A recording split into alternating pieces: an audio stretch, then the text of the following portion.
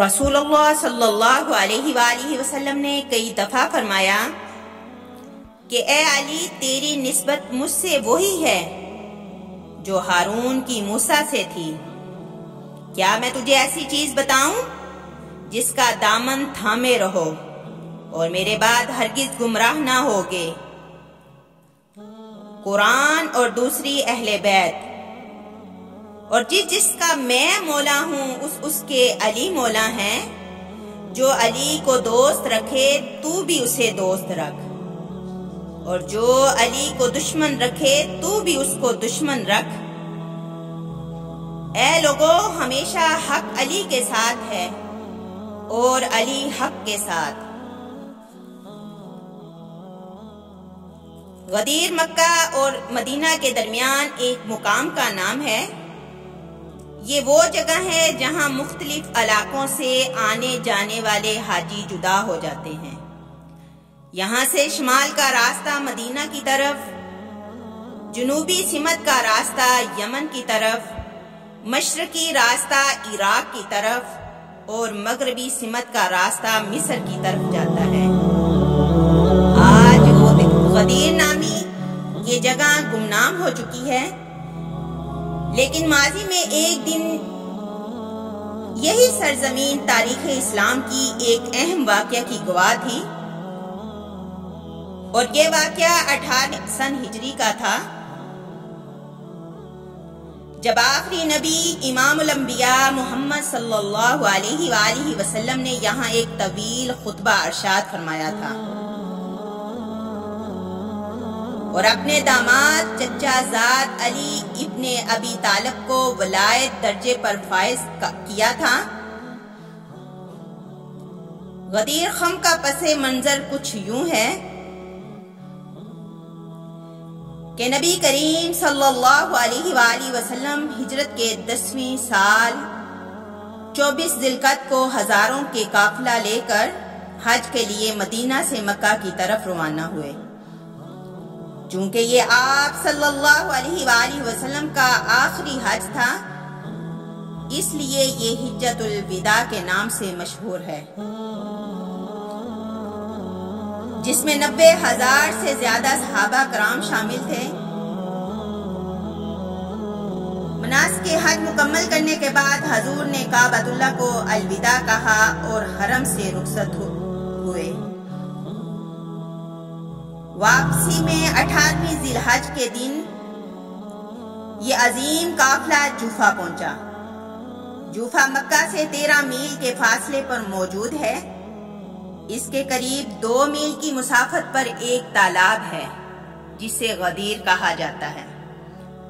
یہ مقدس قافلہ غدیر کے قریب پہنچا تو جبرائیل امین وحی لے کر نازل ہوئے اور رسول اللہ صلی اللہ علیہ وآلہ وسلم کو اللہ کا یہ حکم پہنچایا کہ آپ کو اس مقام پر امیر المومنین علی علیہ السلام کی ولایت کا اعلان فرمانا ہے۔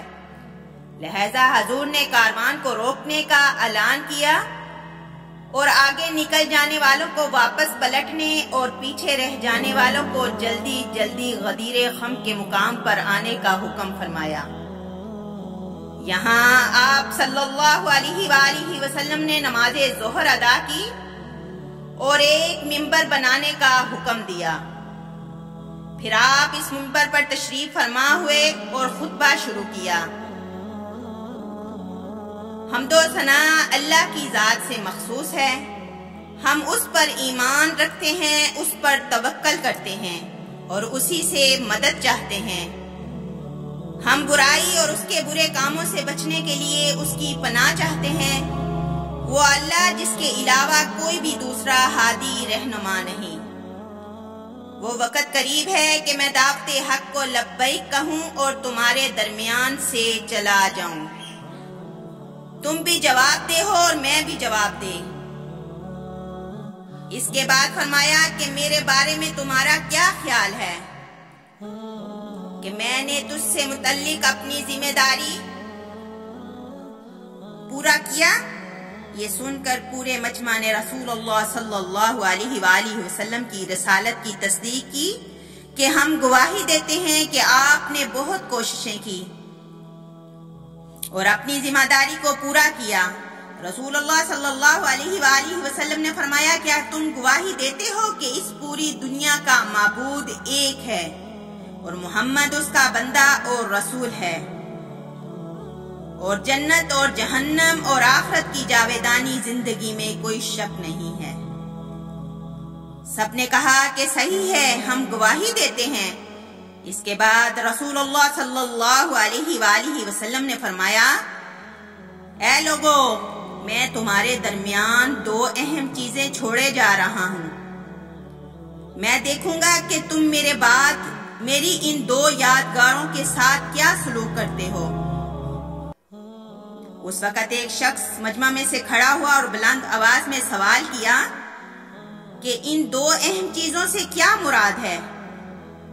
سرکار مدینہ صلی اللہ علیہ وآلہ وسلم نے فرمایا کہ ایک اللہ کی کتاب ہے جس کا سیرا اللہ کی قدرت میں ہے، اور دوسرا تمہارے ہاتھوں میں، اور دوسری میری اطرت اور اہل بیت ہے۔ اللہ نے مجھے خبر دی ہے کہ یہ ہرگز ایک دوسرے سے جدا نہ ہوں گے۔ اے لوگو، قرآن اور میری اطرت پر سبقت کرنا اور دونوں کے حکم کی تعمیل میں کوتاہی نہ کرنا، ورنہ ہلاک ہو جاؤ گے۔ آپ صلی اللہ علیہ وآلہ وسلم نے امام علی کی تعریف کی، اے لوگو، یہ علی ہے، تم میں سب سے زیادہ میری مدد کرنے والا، تم میں سے میرے سب سے زیادہ قریب تر اور میری نگاہ میں عزیز تر ہے۔ یہ دین خدا کا مددگار، رسول خدا سے دفاع کرنے والا، متقی، پاکیزہ، صفت ہادی اور مہدی ہے۔ علی سے بیزار نہ ہونا۔ اس کے بعد فرمایا کہ مومنین پر خود ان سے زیادہ سزاوار کون ہے؟ سب نے کہا، اللہ اور اس کا رسول زیادہ جانتے ہیں۔ رسول اللہ صلی اللہ علیہ وآلہ وسلم نے فرمایا، اللہ میرا مولا ہے اور میں مومنین کا مولا ہوں، اور میں ان کے نفسوں پر ان سے زیادہ حق رکھتا ہوں۔ پھر آپ صلی اللہ علیہ وآلہ وسلم نے حضرت علی کا ہاتھ پکڑ کر اتنا اونچا فرمایا کہ دونوں کی بغلوں کی سفیدی نظر آنے لگی۔ رسول اللہ صلی اللہ علیہ وآلہ وسلم نے فرمایا، من کنت مولاہ فہذا علی المولا، اے لوگو، جس کا میں مولا ہوں اس کا علی مولا۔ اللہ اس شخص کو اپنا دوست رکھ جو علی کو اپنا دوست رکھے، اور اس کو دشمن رکھ جو علی کو دشمن رکھے۔ اس سے محبت کر جو علی سے محبت کرے، اس کو رسوا کر جو علی کو رسوا کرے، اور حق کو ادھر موڑ دے۔ پاک ہمیں اہل بیت سے محبت اور سنت نبوی پر عمل اور سیرت النبی کو اپنانے والا بنا دے۔ اللہم نور قلوبنا بالقرآن، اور ہمارے سینوں کو قرآن کے نور سے منور فرمائے، اور ہمارا خاتمہ ایمان بالخیر فرمائے۔ وآخر دعوانا ان الحمد للہ رب العالمین۔